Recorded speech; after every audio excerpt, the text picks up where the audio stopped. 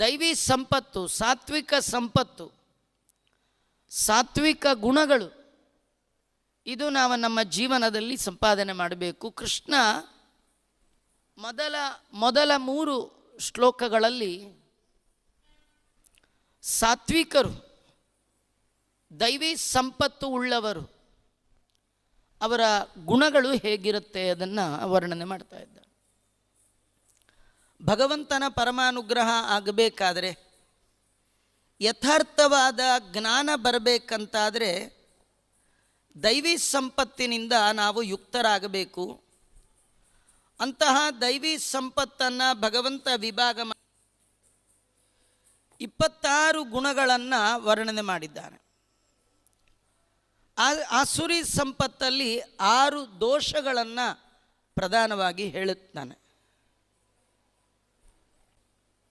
ಮುಖ್ಯವಾಗಿ 16ನೇ ಅಧ್ಯಾಯದಲ್ಲಿ ಈ 2 ವಿಷಯಗಳ ವಿಮರ್ಶೆ, ದೈವಿ ಸಂಪತ್ತು ಮತ್ತು ಆಸುರಿ ಸಂಪತ್ತುಗಳ ವಿವೇಚನೆ ಈ ಅಧ್ಯಾಯದ ಮುಖ್ಯ ವಿಷಯ ಆಗಿರುವಂಥದ್ದು. ಸಾಮಾನ್ಯವಾಗಿ ದೈವಿ ಸಂಪತ್ತು ಸಾತ್ವಿಕರ ಸಂಪತ್ತು, ಆಸುರಿ ಸಂಪತ್ತು ತಾಮಸಿ ಸಂಪತ್ತು. ದೇವತೆಗಳು, ದೈತ್ಯರು ಇವರನ್ನು ಅವರ ಕೇವಲ ದೇಹದಿಂದ, ರೂಪದಿಂದ ಗುರುತಿಸಲಿಕ್ಕೆ ಸಾಧ್ಯ ಇಲ್ಲ.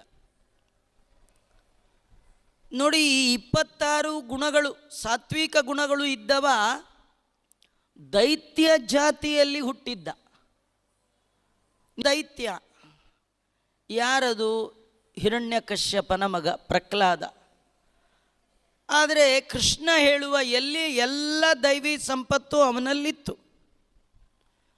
ಅದಕ್ಕೆ ವೇದವ್ಯಾಸದೇವರು ವಾಸಿಷ್ಠ ಕೃಷ್ಣ ಪ್ರಹ್ಲಾದರಾಜರ ಬಗ್ಗೆ ಹೇಳುವಾಗ ಅಸುರೋ ಸುರಹ ಅಂತಾರೆ. ಅವನು ಹುಟ್ಟು ಜಾತಿಯಿಂದ ಅಸುರನಾದರೂ ಅವನಲ್ಲಿ ಆಸುರಿ ಸಂಪತ್ತು ಇರಲಿಲ್ಲ, ಬದಲಿ ಸಾತಂಪತ್ತು ಇತ್ತು. ದೈವಿ ಸಂಪತ್ತಿನಿಂದ ಕೂಡಿದವ ಅವನು. ನೋಡಿ, ಇದಕ್ಕೆ ಉಲ್ಟ ಒಳ್ಳೆ ವಂಶ, ಚಂದ್ರವಂಶ, ಅಲ್ಲಿ ಒಬ್ಬ ಮಹಾದೈತ್ಯ ಬಂದ, ಅವನೇ ದುರ್ಯೋಧನ, ಸಾಕ್ಷಾತ್ ಕಲಿ. ಇದರೊಳಗೆ ನಮಗೇನು ಭಗವಂತ ವಿಷಯ ಹೇಳ್ತಾನೆ? ನೀವು ಜಾತಿ ನೋಡಿಕೊಂಡು ಯಾರನ್ನ ಒಳ್ಳೆಯವರು ಕೆರು ಅಂತ ಹೇಳಲಿಕ್ಕೆ ಸಾಧ್ಯ ಇಲ್ಲ. ಎಲ್ಲ ಜಾತಿ ಒಳಗೆ, ಎಲ್ಲರ ಒಳಗೆ ಒಳ್ಳೆಯವರು ಕೆಟ್ಟವರು ಇರ್ತಾರೆ.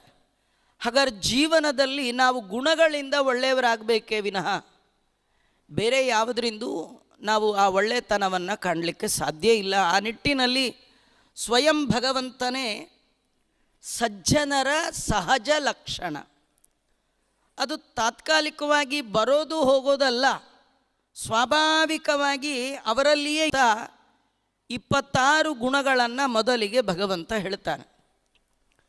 ನಾವಿದೆಲ್ಲ ಟಿಕ್ ಮಾಡ್ಕೊಳ್ತಾ ಹೋದರೆ, ನಮ್ಮಲ್ಲಿ ಎಷ್ಟಿದೆ ಅಂತ ನೋಡ್ತಾ ಹೋದರೆ, ಹುಡುಕು ನೋಡಿದ್ರೂ ಒಂದು ಗುಣ ಸಿಗೋದು ಕಷ್ಟ.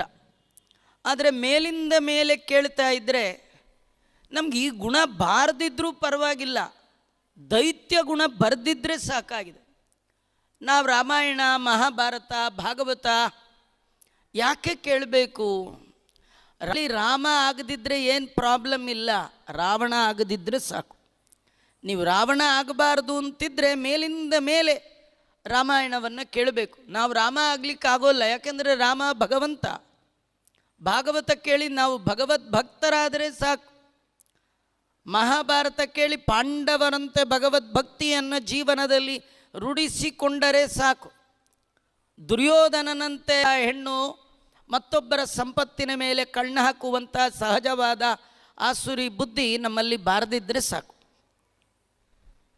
ಹಾಗೆ ಕೃಷ್ಣ ದೈವಿ ಸಂಪತ್ತನ್ನಾಗಿ 26 ಗುಣಗಳನ್ನು ಹೇಳ್ತಾ, ಅಭಯಂ ಸತ್ವ ಸಂಶುದ್ಧಿ, ಜ್ಞಾನ ಯೋಗ ವ್ಯವಸ್ಥಿತಿ, ದಾನಂ ದಮಶ್ಚ ಯಜ್ಞಶ್ಚ ಸ್ವಾಧ್ಯಾಯ ತಪ ಆರ್ಜವಂ. 26 ಗುಣಗಳು ಯಾವುದು ಅಂತಂದರೆ ಅಭಯ. ಇದು ಏನು ಇದರ ಏನು ಅರ್ಥ ಮತ್ತೆ ನೋಡೋಣ. 26 ಗುಣಗಳ ಹೆಸರನ್ನು ಕೇಳೋಣ.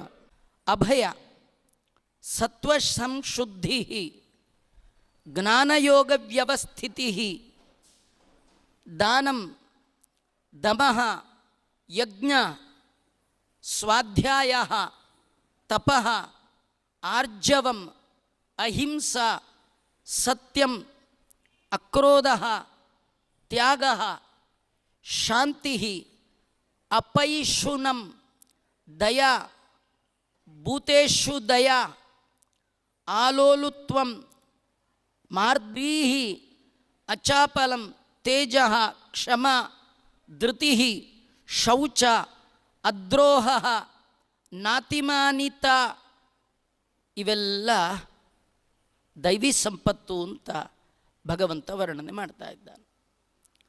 ಏನು ಹಾಗಂದರೆ ಅಭಯಂ.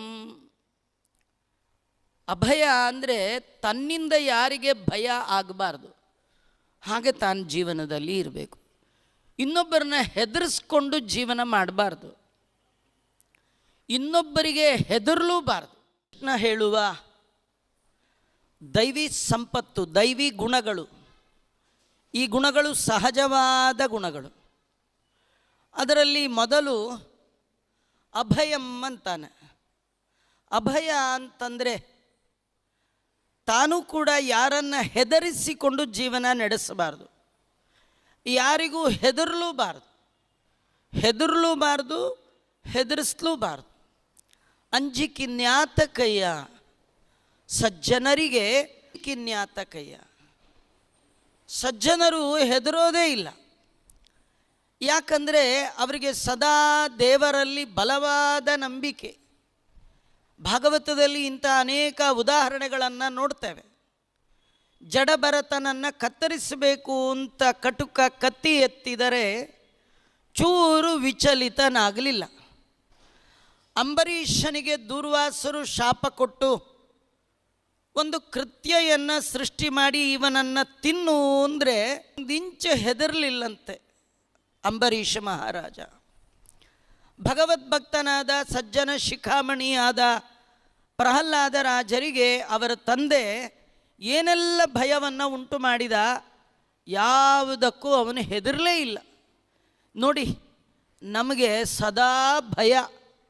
ಕ್ಷುಲ್ಲಕ ಜನರಿಗೆ ಎಲ್ಲ ಭಯ. ಭಗವಂತನ ಬಲ್ಲಿದ ಎಲ್ಲಿ ಭಯವೇ ಇಲ್ಲ.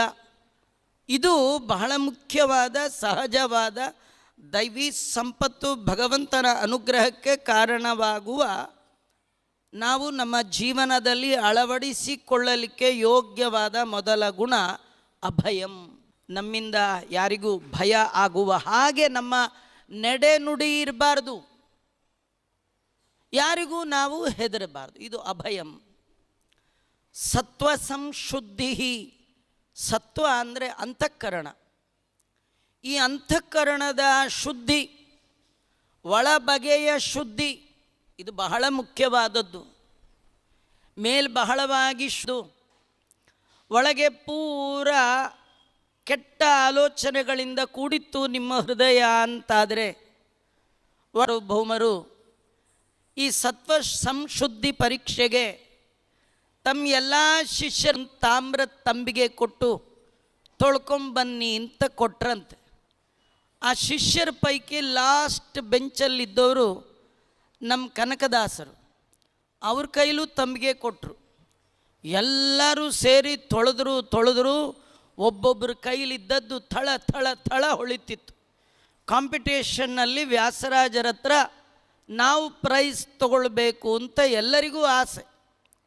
ಆದರೆ ಹೊಳೆಯುವ ಯಾವ ತಂಬಿಗೆಗೂ ಕೂಡ ವ್ಯಾಸರಾಜ ಪ್ರದಾನ ಮಾಡಲಿಲ್ಲಂತೆ. ಕನಕದಾಸನ ಕಪ್ಪು ಮೂತಿಯ ತಂಬಿಗೆಗೆ ಫಸ್ಟ್ ಪ್ರೈಸ್ ಕೊಟ್ರಂತೆ. ಯಾಕಂದರೆ ಅದ್ರ ಒಳಭಾಗ ಚೆನ್ನಾಗಿ ತೊಳೆದಿದ್ರಂತೆ.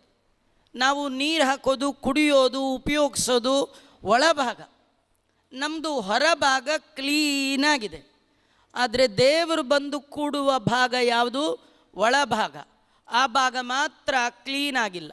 ಇದನ್ನೇ ದಾಸರಂತಾರೆ, ಮುಸುರೆ ತೊಳೆಯಬೇಕು, ಮುಸುರೆ ತೊಳೆಯಬೇಕು.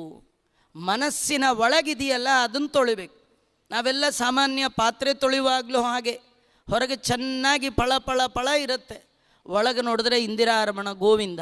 ನಮ್ಮದು ಅಷ್ಟೇ, ಈ ಪಾತ್ರೆಯೂ ಅಷ್ಟೇ, ಹೊರಗೆ ಭಾರೀ ಕ್ಲೀನ್, ಒಳಗೆ ಹಾಲಾಹಲ ವಿಷ. ಭಗವಂತನನ್ನು ಬಿಟ್ಟು ಎಲ್ಲ ವಿಷಯಗಳ ಚಿಂತನೆ ಮಾಡುವ ಈ ಮನಸ್ಸು, ಹರಿ ಬಿಟ್ಟು ಹರಿದಾಡುವ ಈ ಮನಸ್ಸು, ಹರಿಗೆ ದಾಸ ಅಲ್ಲದ ಈ ಮನಸ್ಸು ಕೊಳಕು ಮನಸ್ಸು. ಇದರಲ್ಲಿ ಸತ್ವ ಸಂಶುದ್ಧಿ ಇಲ್ಲ.